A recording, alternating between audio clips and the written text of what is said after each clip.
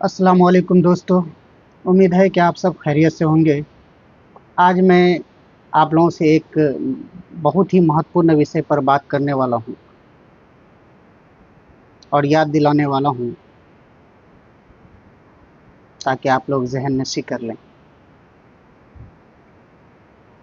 क्योंकि हमारे सीमांचल इलाके में एक बहुत ही खतरनाक आंधी चलने वाली है। आप लोगों ने सुना होगा महानंदा बेसिन प्रोजेक्ट। यह हमारे पूर्व सांसद सीमांचल गांधी जनाब अलहाज तस्लीमुद्दीन साहब का ये ड्रीम प्रोजेक्ट था और उन्होंने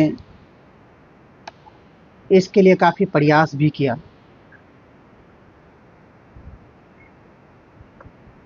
महानंदा जो बेसिन का प्रोजेक्ट था उस पर उन्होंने कुछ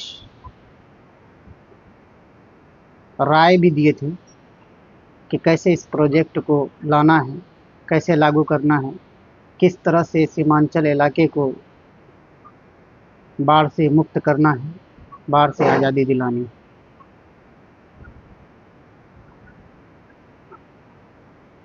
तो उन्होंने इसके लिए कुछ तरीके बताए थे। पहला काम था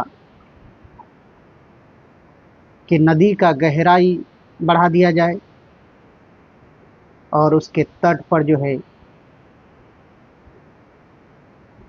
पक्कीकरण किया जाए, बोल्डर पिचिंग किया जाए ताकि पानी आसानी से जो है बहते हुए बंगाल की खाड़ी में चला जाए। इस तरह से ज़मीनें भी बर्बाद नहीं होंगी, फसलें भी बर्बाद नहीं होंगी, किसी के घर भी नहीं उजड़ेंगे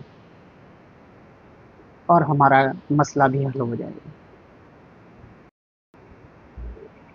तस्लीमुद्दीन साहब का जो ये प्रोजेक्ट था, ये एक इलाज था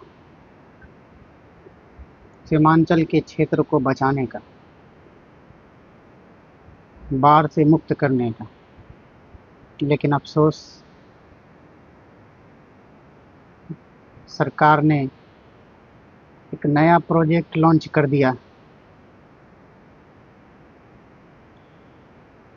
और इस नए प्रोजेक्ट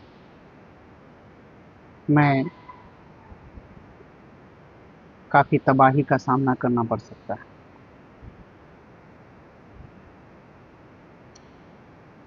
तस्लीमुद्दीन साहब के ख्वाब में ये पानी फेरते हुए इन्होंने उसके तरीके को ना अपनाकर बल्कि इसमें बांध का प्रोजेक्ट तो लॉन्च कर दिया। अभी आप सोच सकते हैं कि ये बांध प्रोजेक्ट किशनगंज, अररिया, पूर्णिया से होते हुए कटिहार तक जाएगी।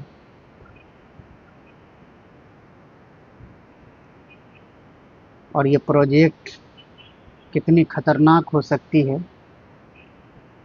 ना। कुछ लोग इसका लाभ बता रहे हैं, लेकिन आने वाले समय के लिए आप ज़रा गौर करें कि जब ये बांध का निर्माण शुरू होगा या शायद शुरू भी हो गया हो, इन बांधों के बीच में लाखों एकड़ की ज़मीनें जहाँ पर लाखों लोग बसे हुए हैं, उनका घर उजड़ जाएगा। जहाँ आपको थोड़े बहुत मुआवजा देकर आपको बहला फुसला लिया जाएगा, लेकिन आप उतना सा मुआवजा लेकर करेंगे क्या? जो आपके घर बने हुए हैं, जहाँ पर आप सालों से रह रहे हैं, आप वहाँ पर खेती कर रहे हैं, आपकी ज़मीनें हैं, सब तबाह बर्बाद हो जाएगी।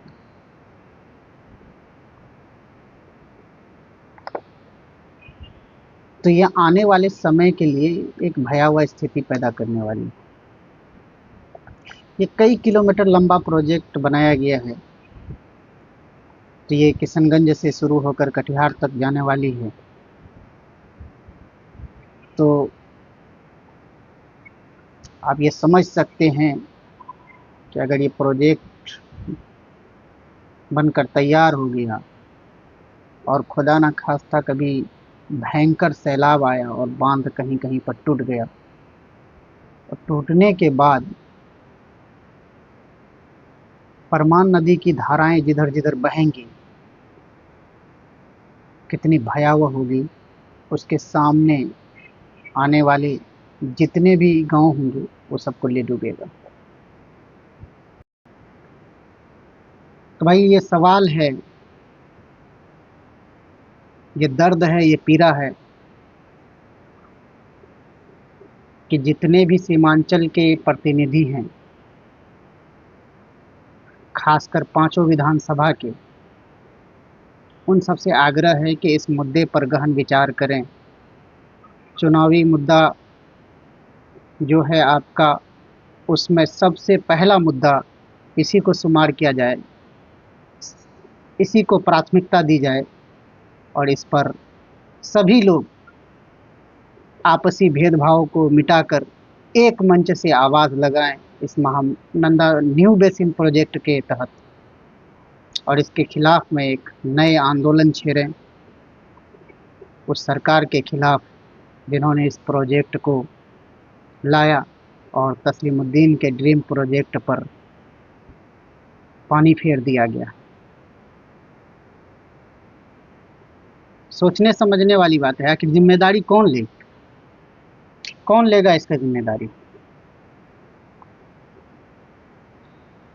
हम सीमांचल के जितने भी नौजवान साथी हैं,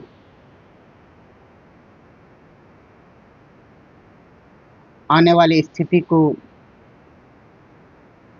देखते हुए इस पर एक बड़ा आंदोलन छेड़ने की जरूरत है। ऐसा ना हो कि आंधियां चले तो सभी को बर्बाद कर दें और फिर कुछ ना बचे, ना हम ही बचें ना आप ही बचें। इसलिए अगर ज़मीनों को बचाना है, फसलों को बचाना है, तो इसके खिलाफ एक कड़ा रुख अपनाना पड़ेगा और एक आंदोलन को तेज़ हवा देनी होगी।